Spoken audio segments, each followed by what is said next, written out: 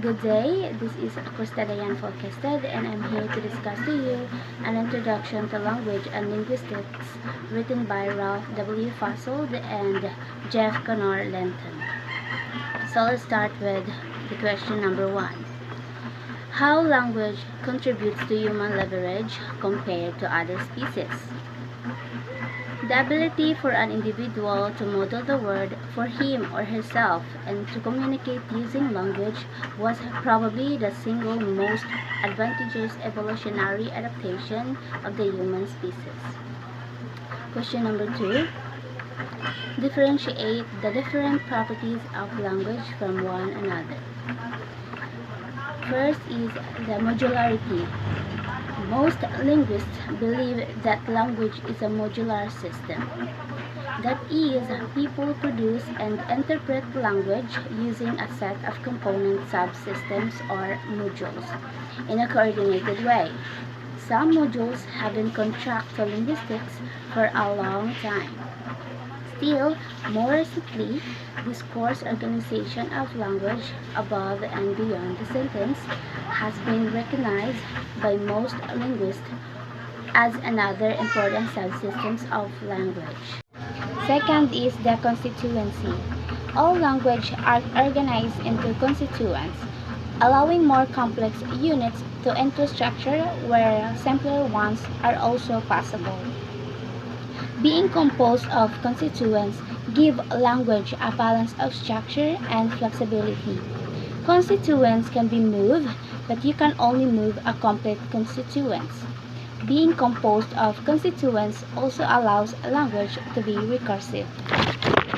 The third is the recursion. Recursion is the property of language which allows grammatical processes to be applied repeatedly, combining constituents to produce an infinite variety of sentences of indefinite length. The recursiveness of language has profound implications. It means that no one can learn a language by memorizing all the sentences of that language. So, there must be some other explanation for how human beings are able to learn them. Another property of all language is discreteness.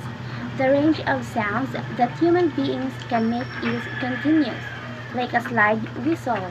For example, you can slide from a high, long E sound as in feed all the way down to a low, short A sound as in bat, and then slide back to a long O sound as in poke, all in one continuous glide. Sounds that are discrete in one language may not be discrete in another. In English, for example, we distinguish short A from short E so that pat and pet are different words. Another K of language is productivity. The productivity of language comes from more than just the ability of speakers to coin new words. Sentences can become indefinitely long by adding modifiers. Example, a great big huge beautifully designed, skillfully constructed, well-located new building, or by including one sentence in another over and over again. Example, he said that she said that I said that they believe that you told us that. Since languages place no limits on the use of these recursive processes, all languages are potentially infinitely productive. Let's proceed to arbitrariness. A native speaker of a language unconsciously knows this principle and can use them to produce and interpret an infinite variety of utterances. Another fundamental property of language is its arbitrariness.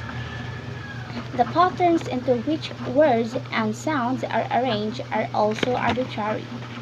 Arbitrariness is a property of sign languages as well as spoken language. Some visual signs in sign languages are iconic. They look like what they mean, but most signs give not the slightest clue to their meaning. It's important to remember that arbitrariness doesn't mean randomness. It means that, for example, the sounds that one language uses and the principles by which they are combined are inherently no better or worse than those of any other language. Likewise, it means that the one of language of arranging words are inherently no better or worse than those of another. Next is the reliance on context. Reliance on context is a crucial property of languages, not just in figuring out the meaning of words like one and one, but in interpreting the meaning of entire utterances. The meaning of a sentence depends crucially on the context in which it is uttered. That context could be the sentence or sentences that immediately precede it, or it could be the broader physical or social circumstances in which the sentence is uttered. Languages rely on the connection between form, what is said, and context, when, where, by whom, and to whom it is said, to communicate much more than is contained in a sequence of words. The last one is the variability. Although all languages share some universal characteristics, languages also differ in many ways. The language that people use varies depending on who's speaking and the situation in which they are speaking. In fact, variability is one of the most important and admirable properties of language. Variation, also known as difference and diversity, is the essence of information. Without variation in light frequencies, there will be no sight.